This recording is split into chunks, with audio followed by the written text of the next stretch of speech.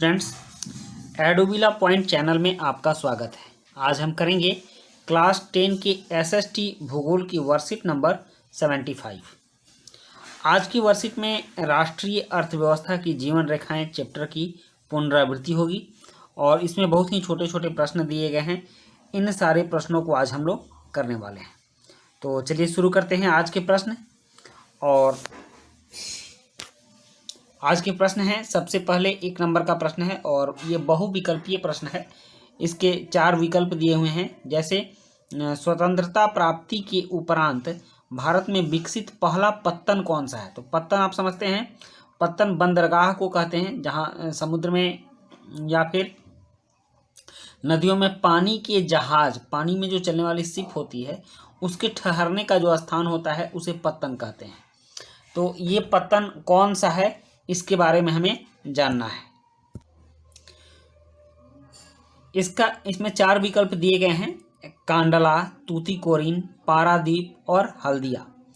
तो इसमें सबसे जो विकसित है भारत में स्वतंत्रता प्राप्ति के बाद हुआ है कांडला बंदरगाह। और कांडला बंदरगाह मुंबई के निकट है और यह नया बंदरगाह बनाया गया है और अभी बहुत सारे शिप यहाँ आते हैं और यहाँ जहाज़ों की आवाजाही भी ज़्यादा होती है और यह बहुत ही आधुनिक बंदरगाह है। उसके बाद प्रश्न 2 है, निम्नलिखित में से कौन सा कथन स्वर्णिम चतुर्भुज महाराजमार्ग के संदर्भ में सही है। तो सबसे पहले आप ये जान लीजिए कि स्वर्णिम चतुर्भुज है क्या। देखिए, यहाँ कोलकाता हो गया और यहाँ हो गया दिल्ली, फिर यहाँ हो गया मुंबई और यहाँ चेन्नई। तो अटल बिहारी वाजपेयी के समय में, जिस समय भारतीय जनता पार्टी की सरकार थी, तो उस समय इस चारों महानगरों को जोड़ा गया। कोलकाता से दिल्ली, दिल्ली से मुंबई और मुंबई से चेन्नई और चेन्नई से फिर कोलकाता। इस तरह से यह चतुर्भुज योजना हो गया। और यह चतुर्भुज योजना उस समय जो सड़कें थी उन सड़कों को विकसित करके बनाया गया और उस समय इसे 4 लेन का सड़क बनाया गया था, लेकिन आज के समय में यह 6 लेन वाली सड़क है। तो इसके संदर्भ में कथन ये है कि यह 6 लेन वाला महामार्ग है। यह भारत की महानगरों को आपस में जोड़ता है। यह महानगरों के मध्य की दूरी को कम करता है। और चौथा है, सभी कथन सही हैं। तो इसका उत्तर होगा 4, सभी कथन सही हैं। मतलब प्रश्न 2 का उत्तर होगा सभी कथन सही हैं। चलिए, उसके बाद है प्रश्न 3। प्रश्न 3 है, रिक्त स्थान की पूर्ति कीजिए। भारत में वायु परिवहन का राष्ट्रीयकरण वर्ष डैश में किया गया। तो यहाँ खाली जगह में हम भरेंगे कि वायु परिवहन का राष्ट्रीयकरण कब किया गया। तो वायु परिवहन का राष्ट्रीयकरण 1953 में किया गया था। आप इस जगह पर 1953 भरेंगे। अब नेक्स्ट चौथा प्रश्न देखते हैं।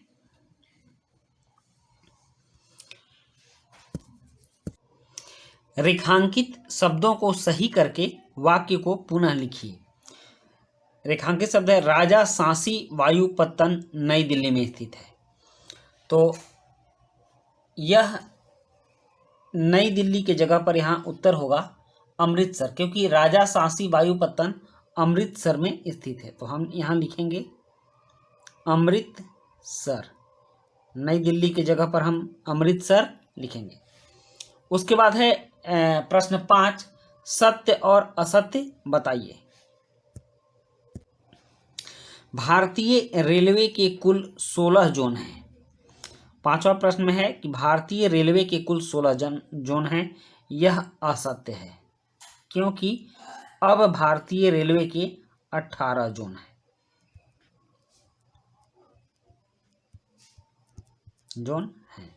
तो इस तरह से यह असत्य हो गया।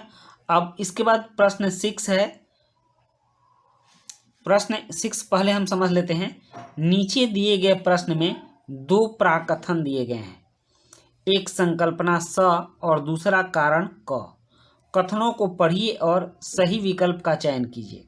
संकल्पना स, सड़क परिवहन रेल परिवहन से अधिक महत्वपूर्ण है और कारण क, सड़क परिवहन का निर्माण और रख रखाव सुविधाजनक है। अब इसके 4 विकल्प दिए गए हैं। संकल्पना स एवं कारण क दोनों सही हैं एवं कारण संकल्पना की सही व्याख्या है। बी है संकल्पना स एवं कारण क दोनों सही हैं परंतु कारण संकल्पना की सही व्याख्या नहीं है। सी है संकल्पना स सही है एवं कारण क गलत है। और डी है संकल्पना स गलत है परंतु कारण क सही है। तो अब चलिए इसके उत्तर को देखते हैं। इसका उत्तर होगा ए, संकल्पना स एवं कारण क दोनों सही हैं तथा संकल्पना स कारण क की व्याख्या करता है, सही व्याख्या है। अब प्रश्न 7, 8, 9, 10 इन चारों प्रश्नों के उत्तर हम लोग आंसर शीट पर लिख कर प्राप्त करेंगे। ये 4 प्रश्न हैं। सबसे लंबी गैस पाइपलाइन कौन सी है? प्रश्न 8 है उत्तर भारत का सबसे व्यस्त रेलवे जंक्शन कौन सा है? प्रश्न 9 है पश्चिम का गलियारा किन 2 क्षेत्रों को जोड़ता है? और प्रश्न 10 है उत्तरी रेलवे का मुख्यालय कहाँ स्थित है? प्रश्न 7 सबसे लंबी गैस पाइपलाइन कौन सी है? तो इसका उत्तर है SVJ, मतलब HVJ। H for Hazira, V for Vijaypur और J for Jagdishpur. Hazira Vijaypur Jagdishpur pipeline यह 1750 किलोमीटर है। उसके बाद प्रश्न 8 है उत्तर भारत का सबसे व्यस्त रेलवे जंक्शन कौन सा है? तो इसका उत्तर है मुगल सराय रेलवे जंक्शन। यह मुगल सराय रेलवे जंक्शन उत्तर प्रदेश में पड़ता है और यह काफ़ी व्यस्ततम रेलवे जंक्शन में से एक है और इसका नया नाम पंडित दीनदयाल उपाध्याय जंक्शन रखा गया है। यहाँ से बहुत बड़ी संख्या में ट्रेनें गुजरती हैं। प्रश्न 9 है पूर्व पश्चिम का गलियारा किन 2 क्षेत्रों को जोड़ता है? तो पूर्व में असम और पश्चिम में पोरबंदर, ये गुजरात में। तो ये गलियारा पूर्व में सिलचर असम तथा पश्चिम में पोरबंदर गुजरात को जोड़ता है। यह भारत सरकार की एक महत्वाकांक्षी योजना है और यह काफ़ी महत्वपूर्ण भी है क्योंकि यह असम जैसे दुर्गम क्षेत्रों में पश्चिम से गुजरात से असम तक पहुंचने के लिए सबसे सुलभ मार्ग है और यह एक्सप्रेसवे है। बहुत जल्द ही भारत के पश्चिमी भाग से भारत के पूर्वी भाग तक इस मार्ग के द्वारा पहुंचा जा सकता है। और उसके बाद प्रश्न 10 है उत्तर रेलवे का मुख्यालय कहाँ स्थित है? तो इसका उत्तर है नई दिल्ली। उत्तर रेलवे का मुख्यालय नई दिल्ली में स्थित है। तो बच्चों ये थी हमारी आज की वर्कशीट जिसमें हम लोग काफ़ी इंपॉर्टेंट प्रश्नों के उत्तर किए। अब इसी के साथ आपकी ये वीडियो समाप्त होती है। मिलते हैं नेक्स्ट वीडियो में। Thank you.